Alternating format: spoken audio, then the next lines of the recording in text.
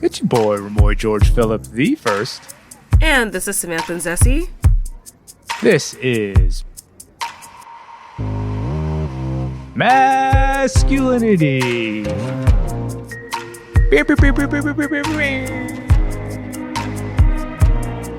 The show that investigates the performance of masculinity in the world today.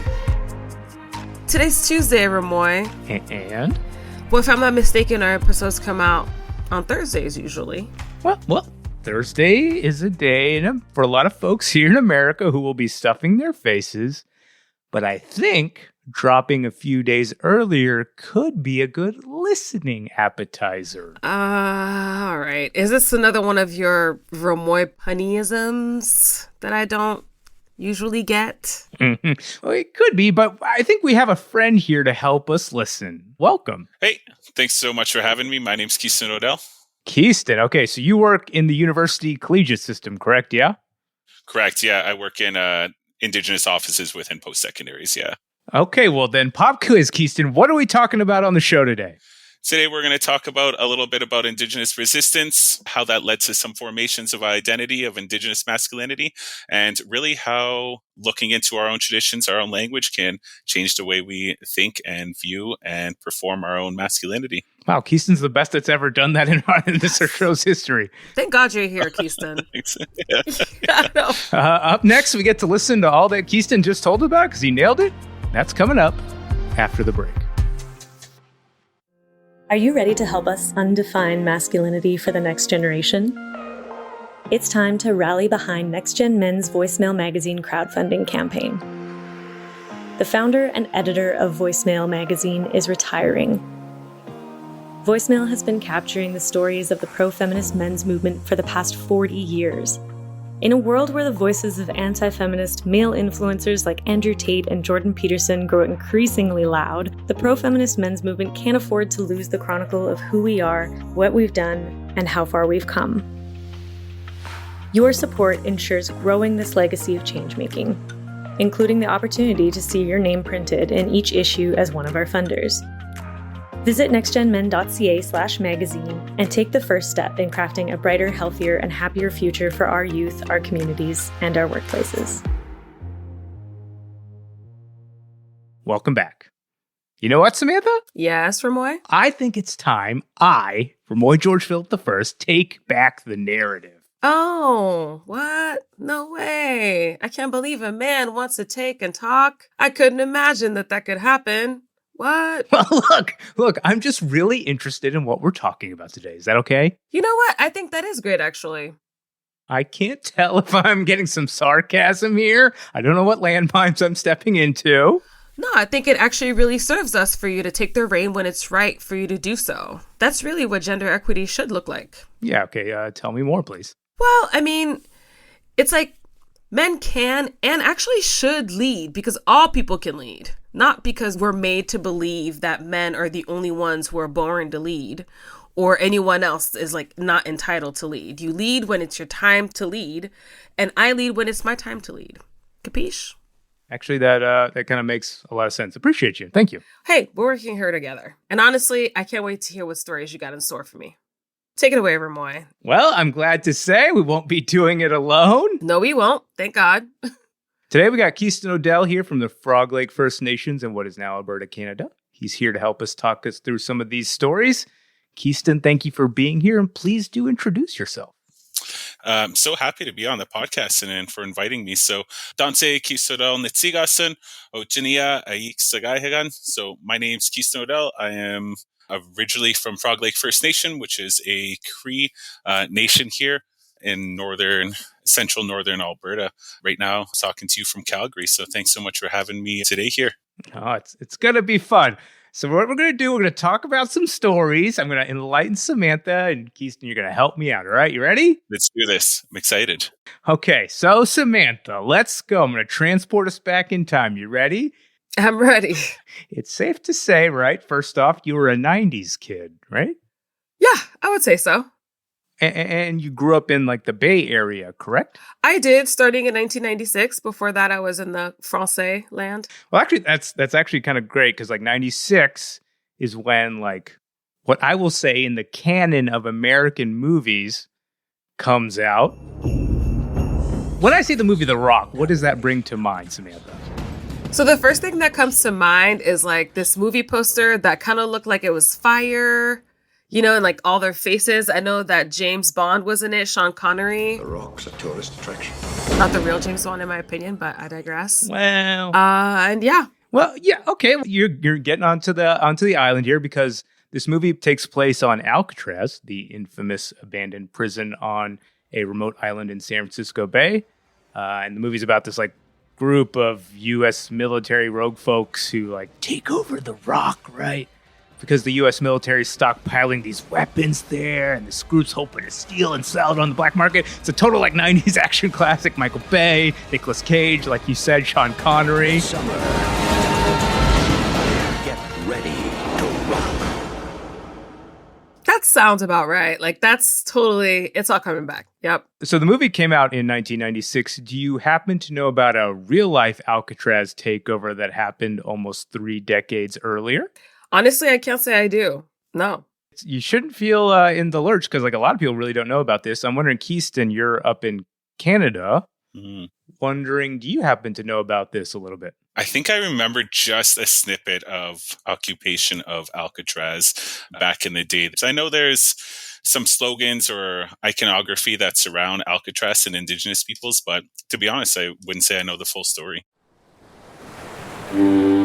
So what happened is in 1969, 89 indigenous women and men launched off in 3 boats from the mainland across the bay.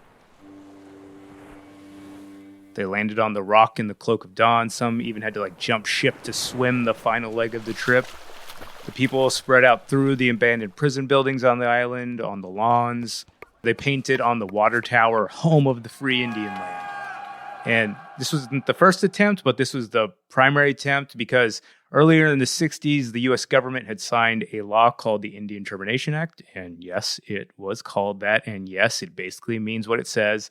Not to mention the decades of residential schools separating Native children away from their parents, forcing them to learn English, divorcing them from traditions. Then there are the centuries of broken treaties that kept taking land from the indigenous people and the people of the First Nations. And it's really, again, important to remember these treaties are in English. That's going to be a theme we keep talking about here. This is a language that would have been very foreign to most of the peoples that were involved, specifically the indigenous. And I think, Samantha, this is cool because you speak multiple languages. You come from an immigrant family. You've worked in translation. Kind of, have you ever thought about this relationship before? Like what that means for a government of settlers to create agreements with like people in a language that is completely foreign to them? Actually, my family's Cameroonian. And so, you know, the official language in Cameroon is not like Bafang or Batier, which is the languages that my parents speak, but it's French, right? And at one point it was English when they were like fighting over who was going to like colonize more. So, you know, for me, it really speaks to the way that people are disenfranchised in their own country by using institutions to marginalize them through language, essentially. It's like completely disconnects you from your world and what you can be and what you can do through language. And Keestin, I assume like that this kind of use of language and quote unquote treaties, again, is something that has affected kind of the family and areas that you come from. Oh, yeah. Yeah. I mean, most of our negotiations when it came to treaties were done through English language or used as used through a local translator. And so the nuances were used to the advantage of settler colonialism and not to the advantage of us, sort of thing, a lot of times in those interpretations or translations when it comes to treaty. You know, just a few years ago, there was a recent scientific study that came out that kind of documents that in the initial years of European occupation in the Americas, like roughly 55 million indigenous persons died. That genocide is like, it actually created a small ice age. And so getting back to Alcatraz, it's safe to assume this tiny little occupation was warranted and powerful.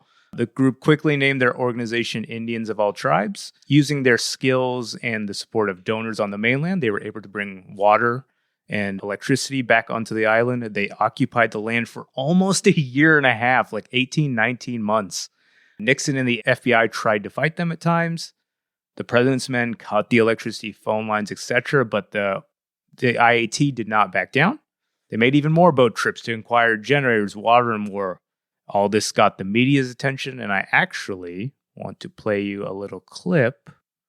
As the younger warriors, wrapped in sleeping bags, slept, the community breakfast was being prepared at the campfire.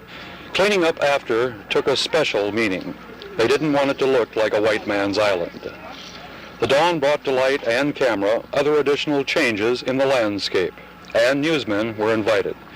We do not fear your threat to charge us with crimes on our land.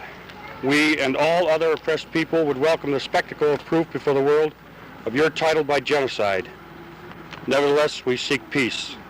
How long do you feel you can stay here? A man once said, till hell freezes over. Okay, so thoughts? It's funny if you think about that video from a few decades ago, is that same audio could be used decades before or decades afterwards, of that continuation of Indigenous resistance through community and through talking about land rights and about coming together and really forcing people to take an eye view or a focus on Indigenous issues. I think occupation, coming together as a community and creating community where it was originally taken away from, is some of the hallmarks of sort of Indigenous resistance from all the way into the 1800s until right into Alcatraz, all the way to Standing Rock. It's a continuation of the way that we protest, the way that we come together, and the way of really forcing people to understand that we're still here and that this is Indigenous land, and reminding people about the narrative of whose land it is, how that land got there, who occupies that land, and who benefits from that land. Well, I think the main thing, like through this fight, are showing that they're not accepting the common narrative. It doesn't matter how, prevalent it is. So this was like a really, really powerful moment to share. But what exactly does this have to do with masculinity with a hard K? Smart question, fair question to bring us back to this podcast, right? Well, this particular protest was led by Richard Oakes, who was the one who we just heard at the end of that clip, and Lenata Warjack, who's actually known as Professor Warjack, which I think is pretty badass. It's actually super rare in the 60s to have a movement led by a Native woman and a Native man. She has become symbolic for Indigenous feminism. Both like her and Richard made the deliberate choice to bring their families with them over to Alcatraz. Like they were trying to make this a goal of protect the next generation, protect our families. And that actually takes us to story number 2. We've already started talking about the importance of language. And again, how it's so normal to speak English in the Americas, or maybe French even. But if we think on it, those languages were what were used to disenfranchise people. So I want to play our next video. This is from TikTok from the user Shinanova. Let's see if this works.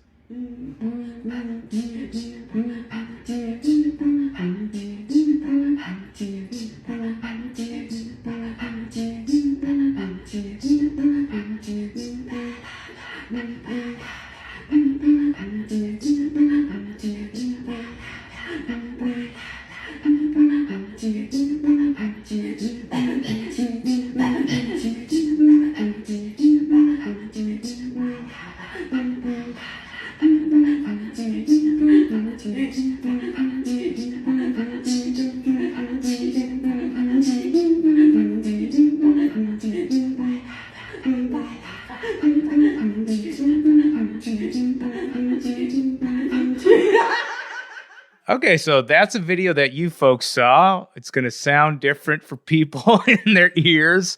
Can you two describe to the audience what you saw? There were actually captions kind of for this video as well. What were the captions saying along with that?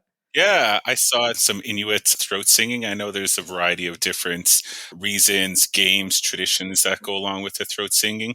Really cool to see, really cool to watch in person. In the captions there, it was saying that they were doing the throat singing, and it talked a little bit about residential schools and that we don't fully know what's happened in those residential schools and this loss of culture and language and traditions in there. Yeah, it's exactly like this video is from Sheena Novalinga.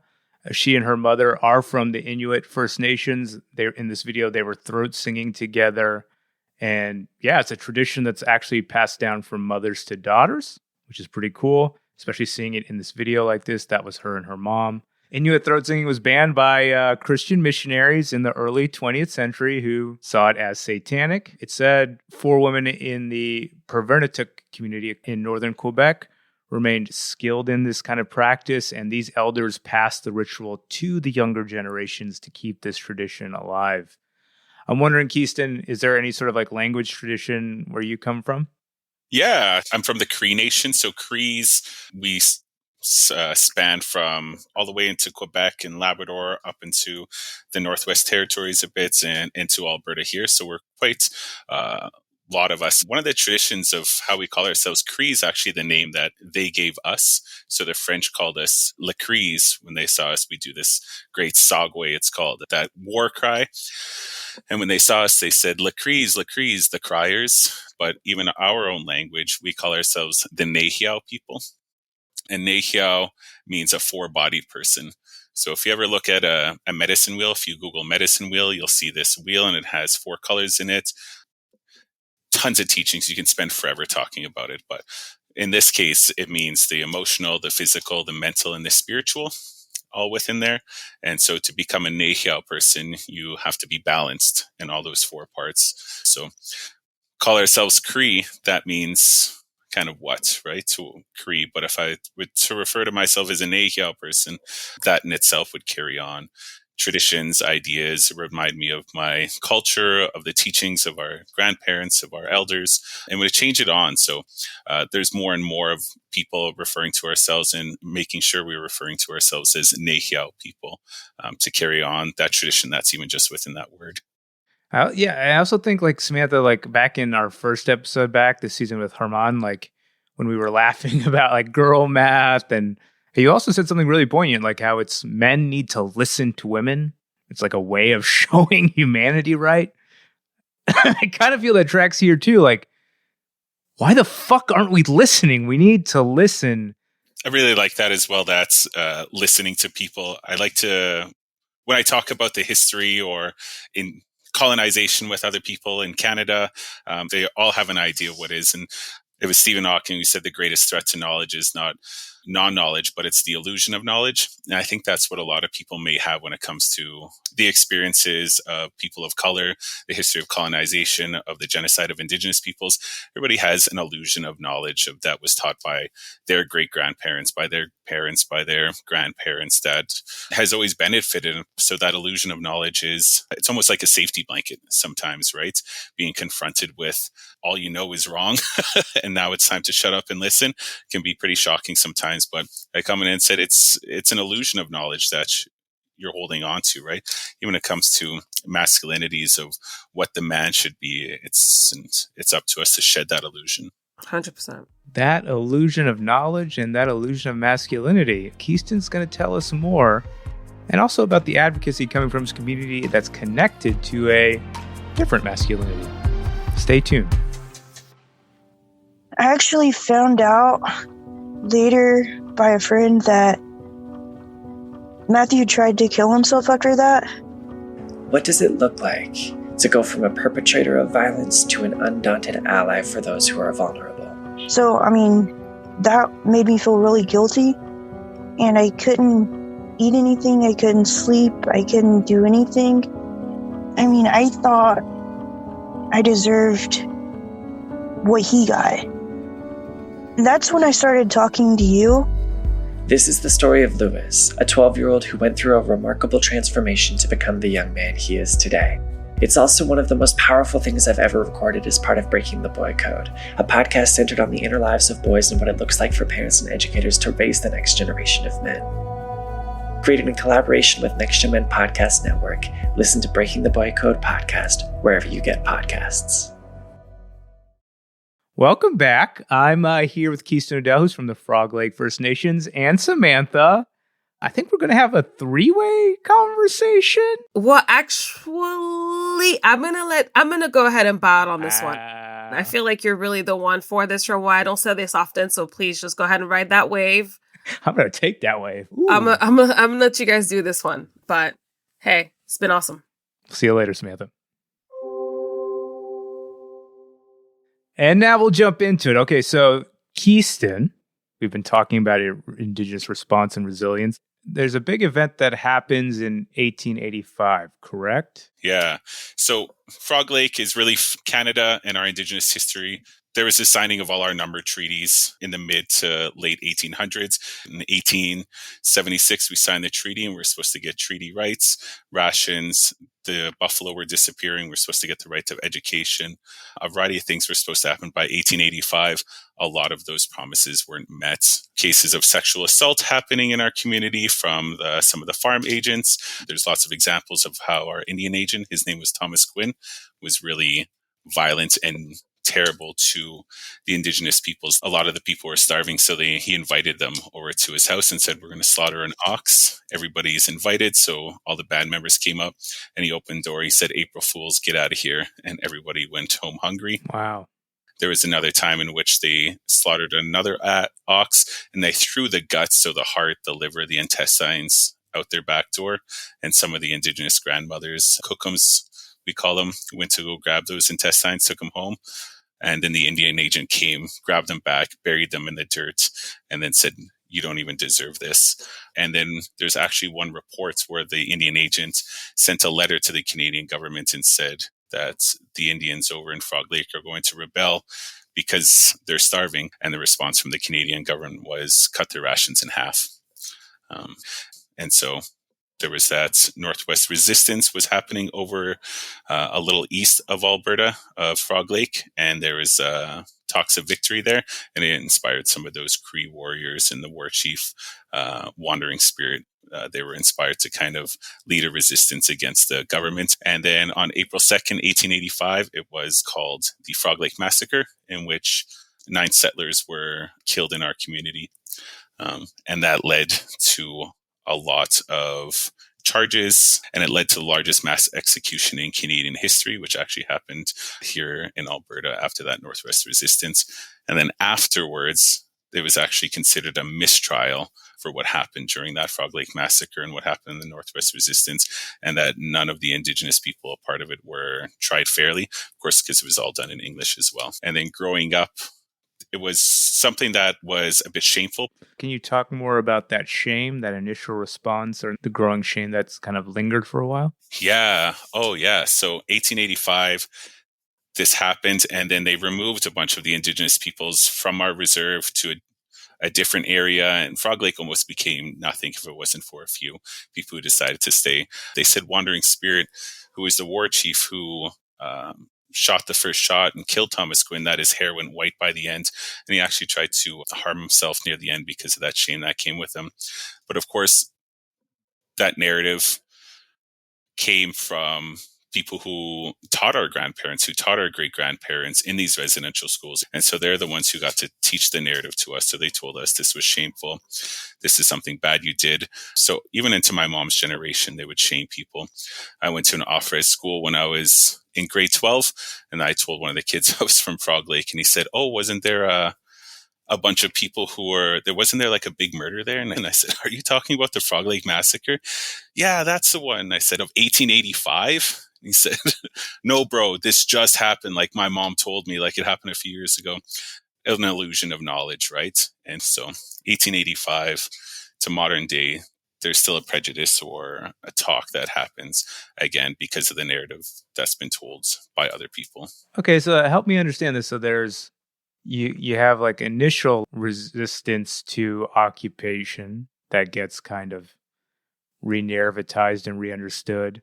What was the resilience to better understand this or bring the true history to light? I think it was once Indigenous people starting to have a voice to talk about it and giving those opportunities. A really good example, there's about an hour north of Frog Lake, there's a residential school called Blue Quills. And it was a residential school that my grandfather went to, that tons and tons of people attended that residential school. In 1969, they ended the agreement of residential schools with the Catholic Church. And so some of the schools were being shut down. The local reserves got together and decided we want to run this school. We want to take it away from the government, away from the church, and turn it into a school for First Nations kids that will teach us our language, that'll teach us our culture, that'll teach us our traditions, and that will be fully First Nations run. And the county, the St. Paul County, is super against it. They did not want it to happen. The government was against it. Pierre Elliott Trudeau was against it. Everybody was against it. And it was called Indian Control of Indian Education. And so they fought over and over again to have that school. Yeah, real quick, this may be a stupid question, but why were they against it? I think there is just fear in letting Indigenous peoples run things or have some sort of power. The other one is that they wanted to turn that residential school into a boarding school for rural, non-Indigenous kids. And so they ended up protesting. It was called Indian Control of Indian Education in the 1970s, went back and forth, and then finally, one day they said, let the Indians have it. We'll have it back in 6 months. And it's been 53 years now that it's been running as the first ever university in Canada, First Nations University in Canada. Oh, wow. It's actually where my mom, my aunties got their Bachelor of Education, where they got their Masters of Education, and they continue working in our community. So today, within those generations, because where people had control over their education, over their own narratives, over their own history and the ways that they can teach it, that we're finding strength from our stories and our old stories and our community stories. I'm wondering, like, with this legacy of like taking it back and resilience and bringing your history to the fore, like, are there even like any post-colonial legacies that you've had to fight and your community has to be resilient against within your communities? Even going back to the word shame of like this post-colonial effect. And like, I'm wondering if you've thought about how that informs masculinity through the generation. Yeah. I mean, we look at our Indigenous traditions. Well, okay, to be a man, to have my rite of passage, I need to be a part of this ceremony. I need to learn how to speak in this way.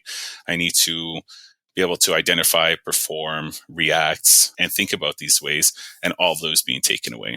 And so you don't have the ability to join a society. Many different Indigenous communities had societies and men's societies where young boys would come up and learn how to become men through witnessing, watching, and being with other men. Well, you take away that. What ways are they supposed to show themselves as men? You try to use the colonial way, and it's not going to work for you either, because they're never going to let you get to that standard, right? Even joining war, if Indigenous men became educated, if they became doctors, if they joined the army, if they became RCMP, you became enfranchised, you lost your Indian status and you're kicked off the reserve, right? So if you go into these professions that are masculine, or go into these professions that are seemed acceptable by settler society, then you can't be a part of your community. So it's kind of, what do you reject and what do you accept, and to see yourselves as a man, right? What are the effects you think that's had on communities, specifically the men in those communities over decades, centuries even? Oh man, yeah. The effects it's had on Indigenous men or masculinity. I guess it gets harder to define what masculinity is, right? I think of my dad growing up in the East Coast. He grew up by the ocean with lots of other men. And I think there is lots of ways for him to be recognized and seen as a man, or a man, in training for when he's in his adolescence, being hardworking, tough. And he's accepted by not only people within his community, but accepted by people outside of his community, in towns, when he went to the military, stuff like that. He was always seen as a man who can achieve those things. But when you're an Indigenous man, say growing up in an Indigenous community, and you don't have the ability to practice your culture, learn your culture, how are you proving to other Indigenous men, and specifically elders or people in the community who put emphasis on those traditions, those culture, and that language, but you can't reach that because you don't have access to it? So perhaps you reject it and you say, well, oil field's a big place in my community. So you join the oil field and you get the lifted truck and you make money, you buy the nice house, all that kind of stuff like that. But you're still rejected by the non-Indigenous group because you're still Indigenous, sort of thing. And so it's kind of a catch-22. What am I going to use to solidify my identity as a man, and a successful man, and a man that's worth, when I don't know which area will accept me, and I don't know which area has more value, I suppose, right? I've heard you like kind of redefining like this term warrior in this kind of conversation. How does that fit in? What does that mean? Yeah, I love the resurgence of Indigenous language, and I love learning about the nuances in it and the teachings that go with it. Growing up as a Cree person, as an Indigenous person, we always hear it all the time: be a warrior, One day you're going to become a warrior. It's who you are. Be ready for it. Our community needs warriors. And then really thinking about that warrior concept. When I think of warrior, Brad Pitt, Jon Snow, like Arnold Schwarzenegger, all those things kind of come to mind, right? It's really the Western warrior who's probably really muscular, who has a shield, who fights other guys. And so when I was finding out what Cree it was in Cree, it's the word Ogisatao. And Ogisatao in Cree means a provider or provider of the people, right? So to be a provider, it's gender neutral, first of all. So anybody could be that provider. And if I think of myself as a warrior, they say, Keestin, be a warrior. But if I was in my community, they said, Keestin, be a provider. It's always being responsive. And so in our Cree ways, in our indigenous ways, it's understanding how to be a provider for people and provide what they're needing. So a warrior needs to be strong, sure. But to be a provider is to be responsive to what that community needs are. Say back in the day, that 1885 Northwest Resistance, maybe we needed our men to be warriors. We needed them to be Ogisatao, who responded to threats to our community, who responded to injustices, who responded to violence against us. And then nowadays, with mental health, with depression, addictions, there's a different kind of providing we need to do for our communities now. Perhaps warriors need to step up, and we need to provide compassion and provide kindness and empathy for others. When we have our ceremonies and you're an Oskapeos, it's what I do. It's you help out in that ceremony and you feed yourself last. So say there's a feast, I'd go around and I'd serve everyone and I would eat last. And it's the same thing that our hunters would do. They would go out and they would get their game and they'd come back and they'd have to feed everybody first and then eat last. And so to become an Ogisatao is to become balanced enough that I can provide whatever that community needs. Does the community needs me to be physical, my body to be present, to use my strength? Does the community need my spirituality of understanding, of guidance? Does my community need my emotions of compassion, of empathy for others? And so working on becoming that nehiao, that balanced person, so I can become an Ogisatao and be responsive in whatever needs that community needs. Humor my language dumbassery, but like, yeah. Ogisatao, is that how I pronounce it? Perfect. Yeah. Ogisatao. Yeah. I'm wondering, like, do you think that there's space within to be an Ogisatao, to be vulnerable and say, I need help? Can a warrior be a person who asks for help? Oh, totally. I think that's one of the beautiful things about a lot of our Cree traditions or traditions around there. We have one ceremony called a sweat lodge, but in Cree, it's actually pronounced as the crying lodge. So it's a place that people can go into. It's one of our ceremonies. Men and women can join in the Cree ceremony. We're there, we pray, we sing our songs, and it has the opportunity for people to give thanks, and it also has the opportunity for people to ask for strength. And so when I go into there, I've been going into these crying lodges, these sweat lodges since I was a kid.